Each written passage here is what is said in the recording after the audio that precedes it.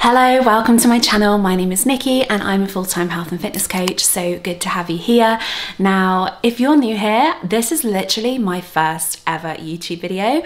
I have been procrastinating starting a YouTube for literally years, I cannot even tell you. I just keep putting it off, and if you already follow me on social media, at Nikki Giorgio on Instagram or at Nikki Giorgio on TikTok, then you're probably used to my short form video content where I do really short videos with helpful tips, tricks and advice on how to start your health and fitness journey. But this is the first time that I've done something a little bit longer form where I can go into a lot more detail and a lot more depth around health and fitness, my journey, my clients, the style of coaching that I do with my clients, and just, yeah, generally just talk about the things that I know we as women really struggle with.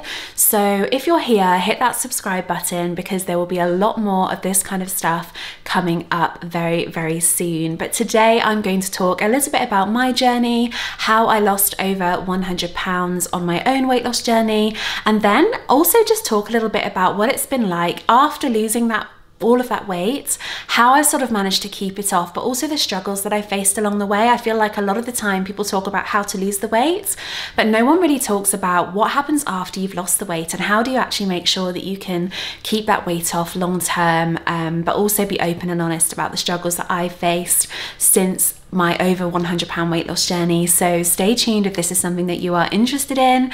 I'm also going to talk a little bit about how I kind of ended up in this space. So when I started my journey, obviously I got really into my health and fitness, so much so that everybody was asking me how I did it, and I was giving so much advice and tips and stuff to people around me, and I thought, hey, you know, maybe I should do this for work, maybe I should do this for a job. And that's how kind of health and fitness went from being just a little hobby of mine and like something that enabled my weight loss journey to my full-time career. So I'm going to talk about this as well. So if this is something that you want to learn about, definitely stay tuned because we are going to dive right into all of these subjects. But I'm just so happy that you're here and you are sort of wanting to learn about this kind of stuff. It shows that you're already someone that's into their own self-development, someone that cares about their health, cares about themselves, and really just wants to get the most out of life. So yeah, let's dive straight in. So I think in order to tell you about my story, I need to go way, way back. So we're going to go all the way back to my childhood, and I was quite a sporty child, but in year 8, so this is like when I was about 13, if you're not from the UK, I was about 13 and I actually broke my leg in a PE lesson. So I was doing long jump and I literally jumped into some like compacted sand because they weren't breaking the sand between each child. So all of the sand was really compact. I jumped into the sand and literally my leg just broke. So I was in crutches for like 6 to 8 weeks, something like this. And I'd gone from being a really sporty child, I did like dance class outside of school, I did PE, I love sport, to suddenly not being able to do anything. And that leg break literally stopped all of that in its tracks. And the problem with the leg break is even though you come out of the cast like a couple months later, your leg doesn't feel the same for literally a long time. I remember just having these weird like pins and needles, these weird twinges. I didn't want to jump, I didn't want to put any pressure on it. So I ended up stopping dancing, which is a real shame because dancing was something that I really loved growing up. I stopped dancing, and I think that was probably the start of me being a less active version of myself. I wasn't necessarily overweight as a child, but I think I definitely wasn't as fit as I could have been. And although I did try to get back into dance, so I did GCSE dance, I just never really fully got back into it. So that was kind of my childhood. And then when I left college, I got my first job in a bar. So at 18, I was bartending, and if any of you have ever bartended before, you kind of get sucked into the lifestyle. So we would always go out for drinks after our shift. I would have a lot of takeaways, and like I just became quite an unhealthy person. Obviously I was going out with my friends because that's what you do when you're 18. You drink a lot more, you go to McDonald's all the time, like, and I just started creating this really unhealthy like routine for myself. On top of this, I was with my first boyfriend, and this is a boyfriend that I was with for nearly 5 years. And this is a whole different story, but literally it was just a very unhealthy relationship. Like, we weren't active. We would make habits of like getting home from work. So I'd literally like sit down all day at work. This is after my bartending job. I got an office job. So in my office job, I would literally sit down all day at work, then come home, just like get snacks, sit on the front of the sofa and just sit and eat. And yeah, the weight slowly piled on and I didn't even really realize what I was doing to myself. I was kind of just living in ignorant bliss. Where, you know, just enjoying life, like that Netflix and chill lifestyle. But honestly, I think there was this one point a few years down the line where I started to notice changes to my body. So I started to notice stretch marks on my body for the first time. And I don't know if you've ever had stretch marks, but when they're new, they're like bright purple. So they're really obvious. And after a while, these purple stretch marks go white and silvery. So they're kind of less obvious as they age. But when they're fresh, they're like bright purple. And I started to look at my body differently. I started to look in the mirror and kind of be like, oh gosh, like, I have actually put on a lot of weight, or oh my goodness, like these clothes don't fit me anymore. I need to buy bigger sizes. And but again, like not really doing anything about it, just kind of identifying that my body was changing. But there's a quote that I really like that's only when the pain of staying the same outweighs the pain of change will change happen. And I think I wasn't at that point yet. So although I was gaining weight and I was uncomfortable with my body, I wasn't uncomfortable enough for change to happen. So lo and behold, I kept gaining weight. And before I knew it, I'd gone from like a healthy size 10 to 12 to a size 18, UK size 18, pushing a size 20. So and yeah, I'd gained an awful lot of weight. I think it was about 7.5 stone, 8 stone maybe in total, which is over 100 pounds overweight. So my BMI was up at 32, which is clinically obese. And yeah, but I didn't know this at the time because I didn't even weigh myself. I didn't have scales, or if I did have scales, I just didn't step on them for like years. It's only when I looked in the mirror at one point, and I think I was just fresh out of the shower or something, I took my towel off and I looked at myself in the mirror and I just thought, gosh, Nikki, like, what have you done to yourself? How have you let it get this bad? And it wasn't just about how I looked, it was about how I felt as well. So there were little things like my office, where I worked at the time, my office was on the first floor, and there was like a 5-minute walk from where I parked my car to get to the office. Like every time I got to my desk, out of breath. So I was literally out of breath just from walking up the stairs to my office. Little things were becoming really tough, so like I just couldn't exercise. I found walking a struggle. I always remember wanting to park really close to like the supermarket so I wouldn't have to walk from the car to the supermarket. Like, how bad is that? Like, but you don't realize, like, when you're that weight and you have that much extra weight carrying around, all you want to do is make it as easy for yourself as possible. So you don't think about it as it being good for you, you think about it as being a chore, and you almost get into these really bad patterns and habits where you're almost avoiding any type of activity, but obviously that makes it even worse, right? And you end up gaining even more weight. So that's literally where I was at. And it got to the point where I looked in that mirror and I was like, something has to change. And this was late 2014. So we're talking, this is 2022 now. So we're talking like 8 years ago. 8 years ago was the start of my journey. So January 2015, you know, new year, new me. Yep, I fell for that. New year, new me. I was like, enough's enough. I'm starting a weight loss journey. I'm starting a health and fitness journey. This is not going to be my life. Surely there is more to life than me being out of breath all of the time, pulling on my clothes because I don't want people to see my belly rolls. You know, there's got to be more to life than this. So I started my weight loss journey and I joined a gym and I just started going. I started making a habit of going every day after work. So I worked like 8 till 4.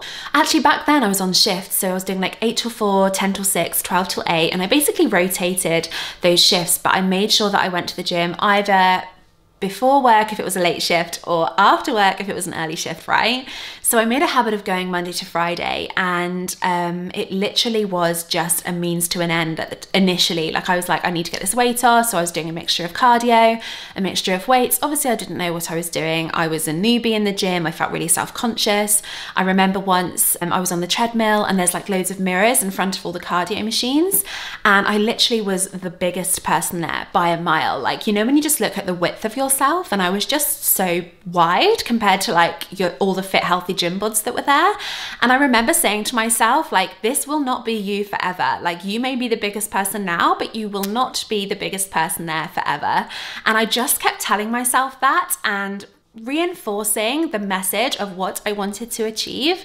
And lo and behold, the weight started to come off. I remember stepping on the scales and I'd lost like 8 pounds in the space of a week or two. It was a mental amount of weight to lose, but obviously we know that that wasn't all fat. When you change your lifestyle, you drop a lot of water weight, and obviously you're eating less food, so there's less food in your system as well, so it isn't all fat. But hey, that weight loss kind of showed me that, you know what, this is possible for me. If I just keep going. Obviously the weight loss isn't going to be as quick as that moving forwards, but I just need to keep going because what I'm doing is working.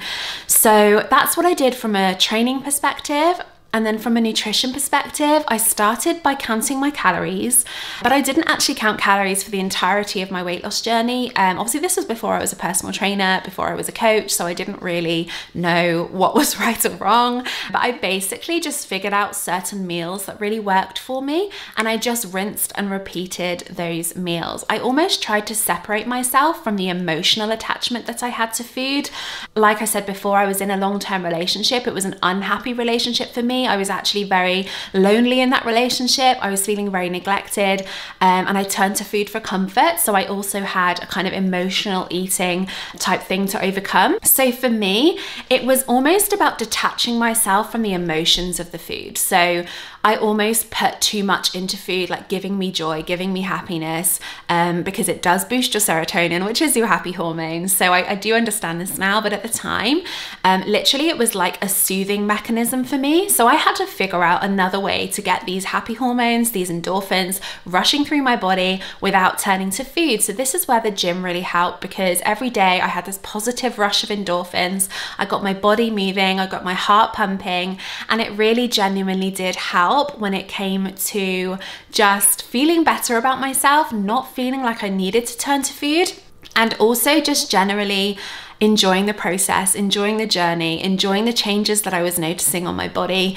Now, I was actually still in that relationship for the first year of my weight loss journey, but I'd kind of switched myself off from the relationship by that point. I was so lonely in this relationship that I almost didn't even feel like I was in one anymore, even though we were going through the motions of a relationship, but it definitely wasn't what I envisaged long term anymore. So I kind of switched myself off from it and just started focusing on myself. I also didn't have the confidence to leave him at the time, but a year down the line, I'd lost 4 stone, which is, what's that in pounds? It's probably about 60 pounds, maybe.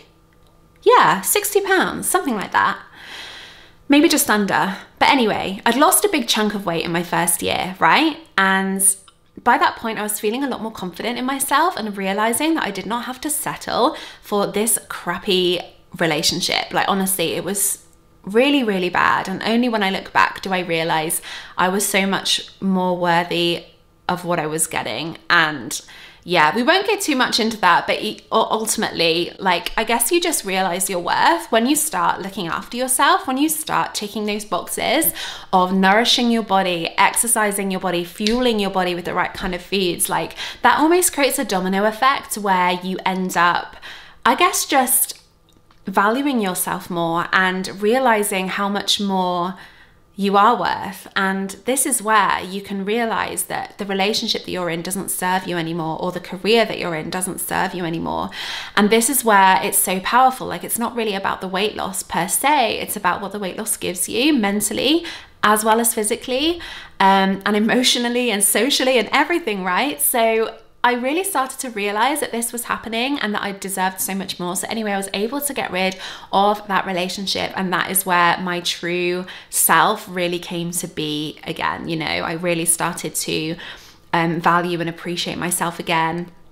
So yeah, so that was the first year, lost my first 4 stone, carried on, because actually initially I set myself a goal of 3 stone, which I kind of smashed, which I was really proud of myself about, but I also realized I had a lot more weight to lose, right? So I was maybe still a size 14 to 16, still had a lot of extra weight to carry, so just carried on. So yeah, so where to go from here? Next year, I carried on losing weight. I lost about 2.5 stone in the second year by following the exact same principles. So calorie deficit, strength training in the gym, adding in a little bit of cardio. I was also doing the Couch to 5K. So the Couch to 5K was a really good way for me to get my aerobic fitness up. So this is the kind of cardiovascular fitness, which is also going to boost your energy expenditure. But the strength training was essentially to help me preserve my muscle and make sure that I was, you know, holding on to that precious muscle, and that it was only fat that I was losing and not muscle during my weight loss journey. So yeah, lost the majority of my weight in 2 years. The third year carried on again, same principles, lost another stone. So that was 7.5 stone that I lost in total, which is just over 100 pounds. And then the best is yet to come. It really, really is. Because once I'd lost that weight, it was like, I remember going on my first girls' holiday after my weight loss, and the pride that I felt for myself, because I hadn't done anything like that in years, right? Where I'd felt overweight, I'd always said no to nights out. I said no to holidays because I just didn't feel comfortable in myself. But that first girls' holiday where I actually felt proud of my physique, I was proud of what I'd done. I was getting compliments, you know, all that kind of stuff was the kind of made me realize, you know, I want more of this. I'm realizing now what's possible in my life, and I want more of that, right? So this is where you don't give up, you don't go back to your old habits. It kind of spurs you on to do even more, achieve even more, be even more. And this is where I really started thinking about health and fitness becoming my career and not just my hobby. So I think it was the end of 2017. So we're talking the third year, so the end of the third year into my journey. I remember sitting down with my sisters and my sister-in-law at Christmas and just saying, like, I'm not really feeling overly fulfilled, like, in my job. It's a good job, it pays well, it's secure, but it just doesn't give me, like, I just don't feel passionate about it. I don't feel overly fulfilled. Like, surely there's more to life than this. And I said, well, I'd love to do something a little bit more active. And my sister-in-law says, well, why don't you be a personal trainer? And I sort of thought, I don't know, because in my head, obviously, personal trainers are like these big, shredded, muscly men. Like, why would anyone want to work with me? Like, I'm a little bit more balanced, I'm not shredded, you know, all that kind of stuff. And obviously that self-doubt immediately kicked in, as it does. But I thought, you know what, maybe that's what makes me different. Maybe there are women out there who would want to work with someone like me, because I'm not that shredded, lean PT who's gonna, you know, take military action on them in the gym. And it made me think, you know what, maybe that's what I needed. Like, if there was someone like me out there during my weight loss journey, I would have been so much more inclined to work with them. Because the only experience I had of a personal trainer approaching me in the gym was some, like, young bloke, you know, who just kind of said, hey, do you want a personal trainer? And I was like, not really, because I just didn't know. I didn't understand the value behind it. I didn't understand how it worked. I didn't think I needed one at the time. And also I just didn't relate to this young boy that just came up to me in the gym. You know, I hadn't built any know, like, or trust with that person. So why would I invest into that person, right? But with me, like, I'm so big on building that trust and helping people know that I'm a human being, that I really care about my clients' results, that I'm really passionate about delivering an A-star, first class, 10 out of 10 service for my clients. And it made me think differently about it. And I thought, you know what, let's just do it. What's the worst that could happen? Like, even if I never become a personal trainer, I still love to learn about health and fitness. Like, I do so much research in my spare time about health and fitness. So even if I just use the extra knowledge that I've had to benefit my own journey, then that's a win in itself, right? So yeah, so literally New Year's Eve, December 2017, I signed up to a personal training diploma, and the diploma took me a year to pass. It was a very in-depth, advanced diploma. It wasn't one of those 12-week courses, but the good thing about it is it was something that I could do alongside my full-time job. So I didn't have to quit my full-time job. I just did it in my evenings and my weekends. Went to courses, went to workshops on the weekends to kind of upskill myself on obviously all the different areas that there are when it comes to becoming someone in the health and fitness space. And yeah, got my diploma, but did not quit my corporate job for quite some time. Carried on in the corporate world. doing a few more courses, so my nutritionist diploma and my doctor's referral for health specialist course as well. So just kind of upskilling myself, because I didn't want to be that baseline PT who just has that, you know, bottom level knowledge and then just goes out and starts working with clients. Like, I really wanted to build up a solid foundation of knowledge. So I was very big on just doing as many courses as I could, really, just to get myself into a really good place. It's only after the lockdown hit that I really questioned whether this corporate life was for me, and I decided to take the leap and start my own business and become a personal trainer. So yeah, I've been doing that now for 2 years. I've actually switched from being an in-person personal trainer to becoming a full-time online coach, just because I really noticed that my online coaching clients genuinely were getting better results because they were so much more accountable to their nutrition, to everything that they do in the week, not just their 1 hour personal training session, right? And as much as you can try to set people up for success with personal training, I think they just genuinely see what they pay as like the session in the gym, and it was really hard to switch some of their mindsets, not all of them. People still got great results in the gym, but I think definitely people just seem so much more accountable to the entire process when they are working with a coach, because they know that we are looking over their entire journey, their sleep, their stress, their nutrition, their protein, their water, literally everything, and making sure that we are ticking all the boxes that we need to tick. So yeah, so I've been doing that now for 2 years. I've also maintained my weight loss now for about 5 years. So I hit my goal weight by like 2017. It's now 2022. But at the start of this video, I did say that I was going to talk about all the different struggles I faced since losing that weight. So I'm going to talk about that now.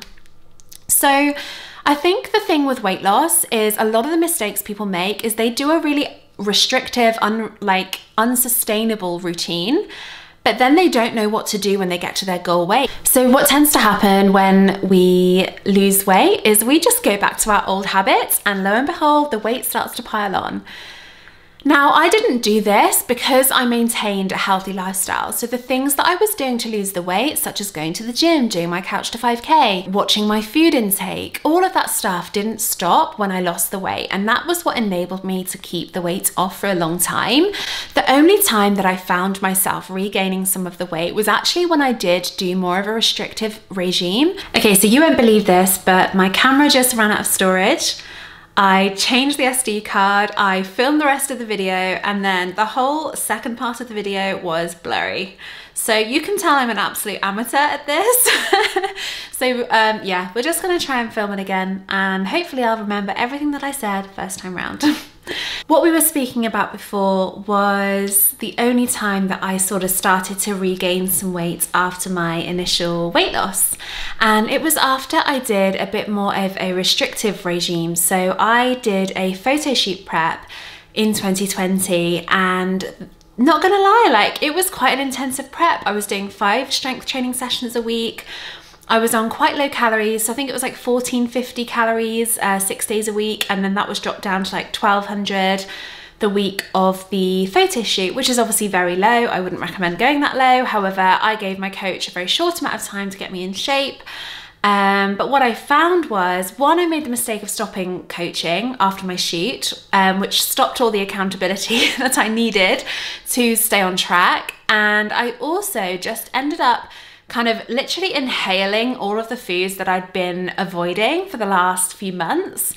And there's another saying I really like: the bigger the restriction, the bigger the relapse. And I really, really think that rings true. I think the fact that I really went hard on that cut, whereas I hadn't really done that before at any point in my journey, meant that I really relapsed. And even though I'm in the health and fitness space, even though I know exactly what to do, I found myself just getting back into unhealthier habits. Now, on top of this, because I was working as a personal trainer, I was fully booked in the gym with clients, so literally a very successful personal trainer, very long hours. The problem with that is you put so much of your focus and effort and energy into all of your clients, you stop focusing on yourself as much. And I actually found that my mental and physical well-being was taking a bit of a decline. Clients were getting great results, but I was actually suffering. I was putting on weight. I was feeling very bloated, and something had to change. Like, literally something had to give. And this is where sometimes you can see yourself going down a negative trajectory. And unless you decide to kind of change your ways at that point, you could end up back where you started, right? And I didn't want that for myself. Of course I didn't. Well, even when you start noticing you're gaining a few kg, maybe like all of my size 10 clothes are starting to feel a little bit tight. And I was kind of like, you know what? I don't want this for myself. I need to make sure that I make a change now before I end up a size 12, 14, 16, etc. So that is probably the biggest struggle that I've had since starting and like maintaining my weight loss. I think the main thing is you need to remember, and always remember, that maintenance still requires effort. So even though you've hit your weight loss goal, if you just go straight back to your old nutritional habits, a sedentary lifestyle, you are just going to regain all of that weight. And we don't want that for you. Like, you're going to need to figure out a way where like maintenance feels achievable for you, right? So how many days per week do you think that you could train realistically for the rest of your life? Like, what feels realistic when it comes to your nutrition? So like number of takeaways per week, number of meals out per week, number of alcoholic drinks per week. All of these things are going to have an impact as to whether you are able to maintain your weight loss once you've actually lost the weight. On top of this, when you're on a massive weight loss journey, like, you have these massive things that tell you that what you're doing is working. You're going to have big scale drops. You're going to have big losses of centimeters around your waist, right? Your clothes are literally going to be hanging off you. You're going to have all these massive signs, which are really motivating because it helps show you what you're doing is working. You feel really successful. You really love the changes that you're seeing. So once you've got down to a healthy weight, you really have to rewire your mindset and remind yourself that you are no longer going to see these big, massive changes in your physique. You are going to have to look for tiny changes and really celebrate each and every win. So for example, for me, it might be focusing on a strength or performance-based goal. So things like doing my first push-up, doing my first pull-up, hitting a certain weight on my back squat in the gym. Or with physique, it might just be seeing a little muscle popping out here or there where maybe you didn't before, seeing your glutes grow, you know? So these are the changes you're going to have to look for now, because you're not going to see these massive changes in your dress size or in your weight or in your centimeters around your waist. So it's really important that you set your mindset up for that way of thinking when you actually get to your goal weight. Really celebrate every win and try to not make it just about aesthetics. Like, obviously the way we look is important to us, but you know, there's so much else that can be celebrated when it comes to your health, achieving certain milestones, achieving certain strength or fitness based goals. There's literally so much that you can do. So try not to tie all of your worth to how you look. Also think about how you feel, your fitness, your strength, your performance. All of these things will play a huge role, especially when it comes to long-term weight loss success. So guys, I hope you really enjoyed this video. Thank you so much for watching. We've covered a lot today about how I lost my weight, how I got into the health and fitness space, and also the struggles that I faced since losing the weight as well. But if you have any questions, please drop them below, or if you'd like me to go into any more detail on any of the subjects that I've covered today, please do hit the subscribe button if you are loving this content and you would like to see more from me. And also hit me up on Instagram or TikTok at Nikki Georgiou. That's NICKIGEORGIOU. Speak to you guys soon. Have an amazing day. And yeah, let's do this YouTube thing.